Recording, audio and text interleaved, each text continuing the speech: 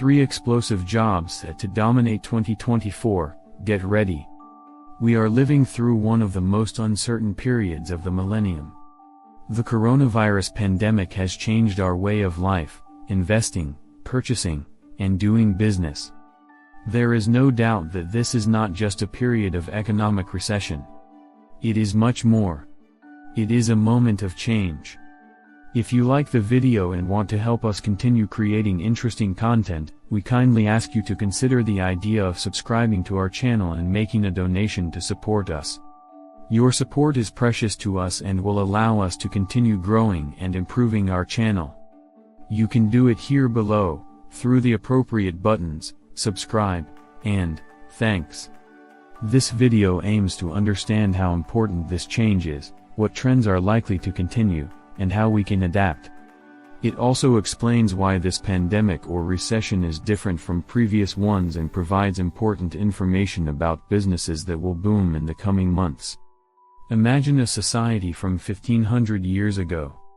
It is the beginning of the Middle Ages, and there are 2 people, the first is a noble, and the second is an artisan who makes and sells swords. Who do you think has more influence? Obviously, the noble has more power. And this is a key factor. Owning more property can make the difference between a dignified life and a miserable one. At that time, society was divided into 3 classes, the nobility, the clergy, and the peasants.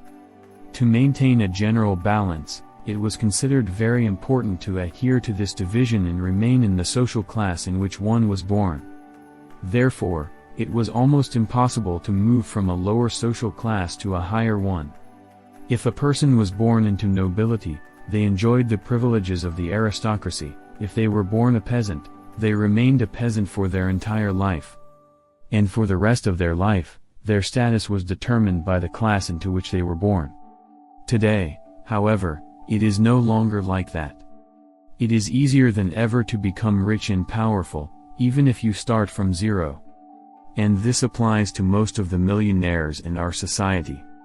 For example, according to Credit Suisse, there are 18.6 million millionaires in the United States, and according to Investopedia, 80% of them are first-generation millionaires who made it on their own. This means that only 20% inherited their wealth, the rest created it themselves. In other words, unlike the Middle Ages, when land and property titles played a significant role in determining a person's wealth, in our century, the true source of income is information. It is a system where those who have the best knowledge and information win and act accordingly. This means that, even in the event of global catastrophes, some people can make enormous profits because they have better information than many others. But where do they get this information from? There are many reliable and unreliable sources, but your goal is to find impartial information to act upon. The purpose of this video is to provide you with the basis of such information. Before moving on to action, we invite you to like YouTube's algorithm and comment on the next video you want to see. Why people buy. Success in business comes from satisfying needs and desires. Successful people in any sector or niche satisfy a demand. In other words, a company with a large number of customers solves a problem that many people have, and the more acute the problem, the higher the demand. In other words, the reason why people buy is simple, to satisfy a desire or a need. If they want to watch a movie, they buy a ticket. If you want to make a delicious smoothie at home, you have to buy a blender. To understand why the businesses we are about to talk about will boom next year, you need to understand one of the most important principles of economics, the principle of supply and demand. It is taught in school, but unfortunately, many teachers make it very boring and time-consuming. The principle of supply and demand. Supply is what a company is willing to offer at a certain time and at a certain price. Demand, on the other hand, is what people are willing to buy at a certain time and at a certain price. For example, if you are an author and want to sell your first book for $39, you are on the supply side. On the other hand, the people who want to buy your book at that price are on the demand side. The principle is relatively simple. Suppose you are an author, and many people want to buy your book because it is fantastic. In fact, so many people want to buy your book that you might not have enough books to meet all the demand.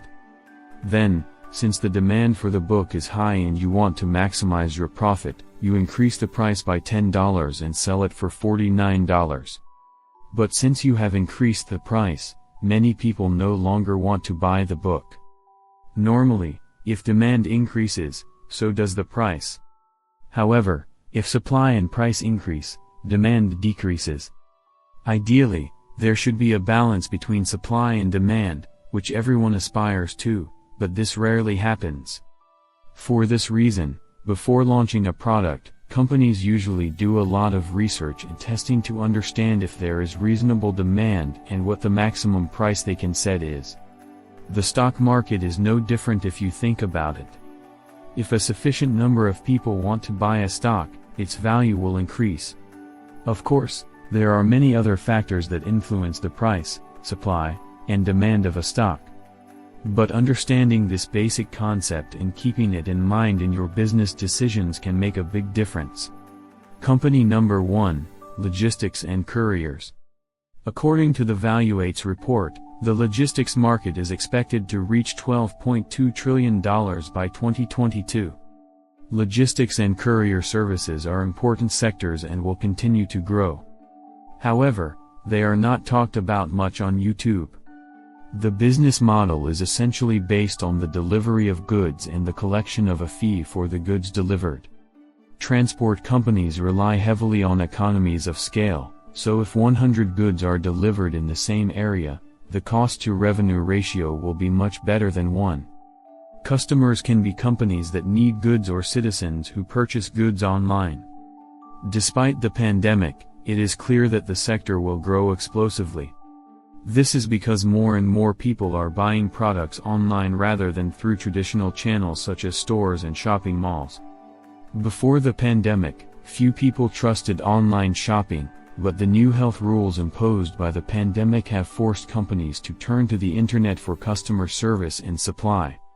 Most people had only 2 options: go out and risk being infected or stay at home and trust online shopping. And since most people chose the second option, they discovered the convenience of online shopping and did not return to traditional shopping. In fact, this trend is growing worldwide.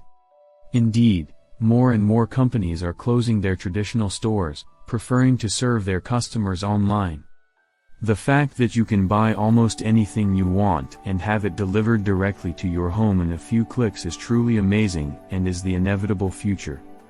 Thanks to blockchain, the transition from traditional shopping to online shopping has become even faster.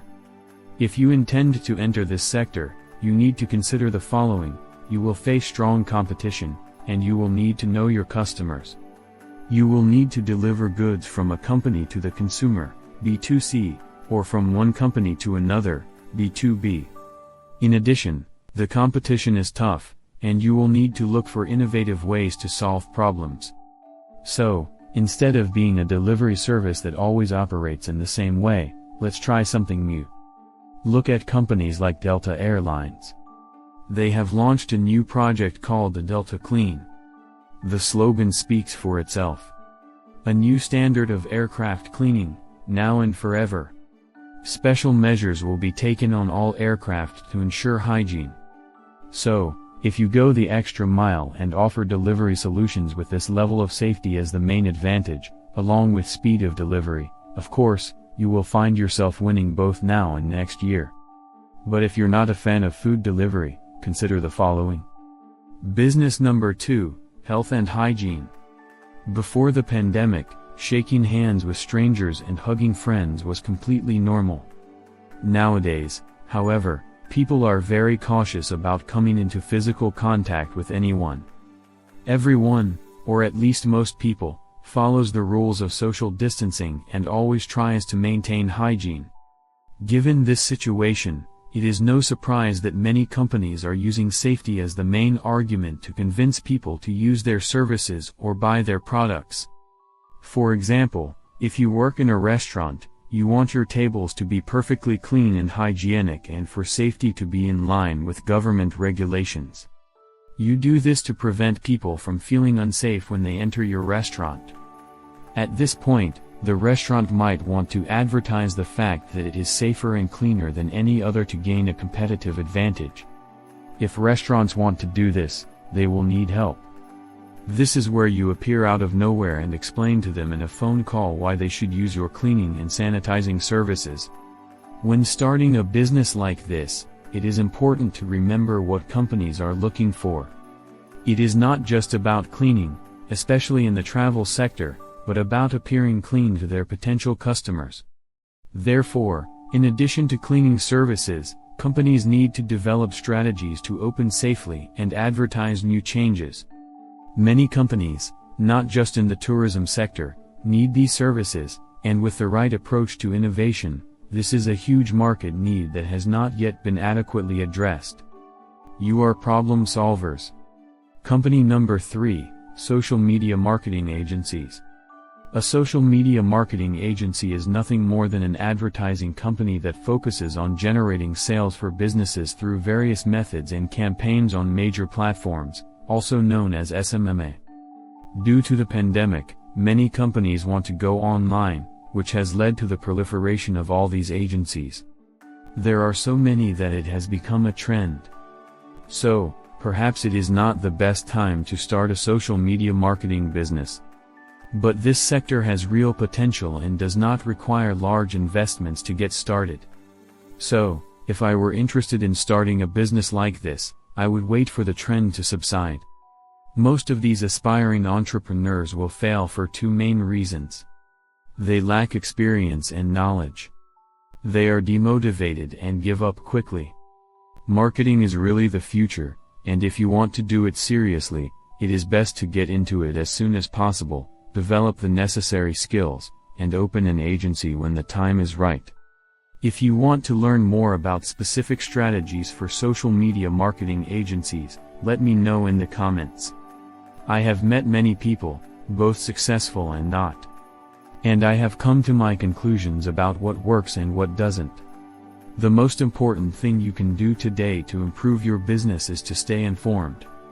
I'm not talking about junk news or time-wasting content, but vital and reliable information that will help you succeed. This channel is designed to provide valuable content to aspiring entrepreneurs, millionaires, professionals, and businessmen. If you are looking for the right mindset and skills to earn more and live a healthier and happier life, this is the place for you. Let us know about your practical experience regarding today's topic by writing it in the comments. And do not hesitate to ask questions, we will respond to the best of our ability.